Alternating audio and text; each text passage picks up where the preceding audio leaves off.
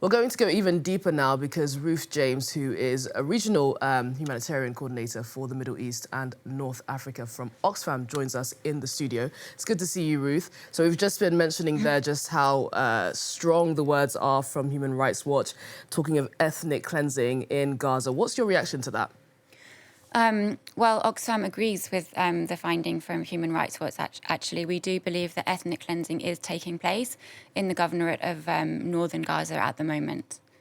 And Israel has sought to justify its actions, saying, as we've mentioned, that it's doing it because it wants to keep Palestinians safe, this, repeated evacuation order that it's putting out.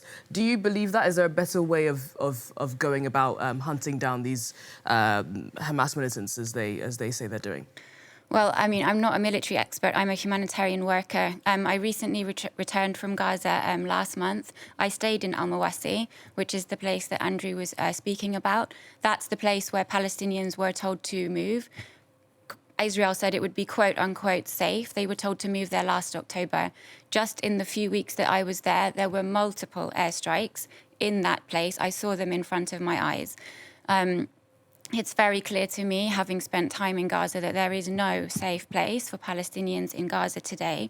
And I just want to add to that the reason I'm able to come here and talk to you guys is because I was able to leave Gaza.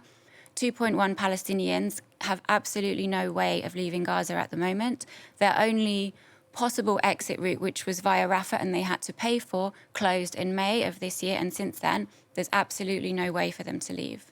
And this report put out by Human Rights Watch comes just a few months after your organisation, Oxfam, also published its own report where it spoke of Israel using water as a weapon of war. Tell us about what that report had to say.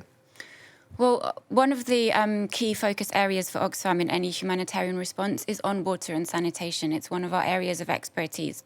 We've been delivering water and sanitation services in Gaza for decades, actually, long before the 7th of October. And during that time, we installed a lot of kind of permanent infrastructures up and down the Gaza Strip to provide water to that population in an area that is fundamentally desert.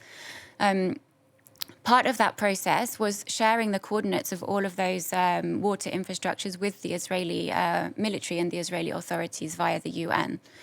The report finds, and the report was published in July, that almost over 60% of the water infrastructure in Gaza was destroyed. Actually, now it's over 80% because a few months have passed. Having been there and seeing the situation on the ground, honestly, it looks like 100% is destroyed. There are barely any standing buildings left in Gaza.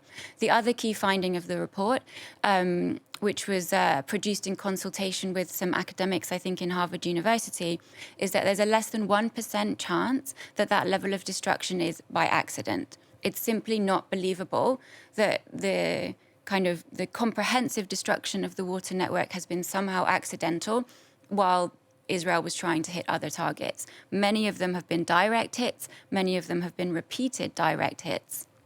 And have you seen any, you mentioned there that you were just in Gaza. Have you seen any sort of improvement on the water situation? It's still dire and it's even worse, as you said. No.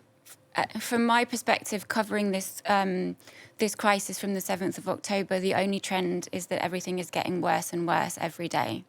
Let's talk about the international community now and what they could be doing. We've had this 30-day deadline put out by Washington come and go this week. That deadline was, of course, asking for Israel to improve aid access in Gaza.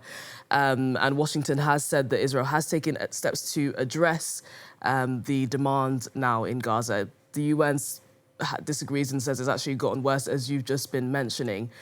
Could the international community be doing more? What could the US, for example, be doing as the biggest backer of Israel at the moment? It's simply unacceptable that we as humanitarians cannot bring in as much humanitarian aid as we need to provide people with food, water, medical support and shelter. These aren't big asks. These are the basics that human beings need to stay alive. Just to give you an example, Oxfam has been trying to bring in items to repair water infrastructure since December of 2023. It took us about 8 months to bring in some basic water items like water tanks and things to build latrines with. We were finally able to bring in some supplies last week. However, water testing kits, which is what we use to make sure drinking water is safe to drink, despite receiving pre-approval from COGAT, were subsequently denied as they reached the Kerem Abu Salem crossing point to enter Gaza, and they've had to go back to Al Arish. There is simply no reason for us not to be able to bring in enough humanitarian aid into Gaza that we need, other than the blockades that are put in place by Israel. It's not far. It's a short geographical distance between Egypt and Jordan to reach Gaza. We just need to be able to bring in the aid to save people's lives. Yeah, we really hope that the situation there improves. Ruth, thanks so much for coming in and giving us your perspective there. That's Ruth James, who is Regional Humanitarian Coordinator for the Middle East and North Africa at Oxfam International. Thanks so much for coming in.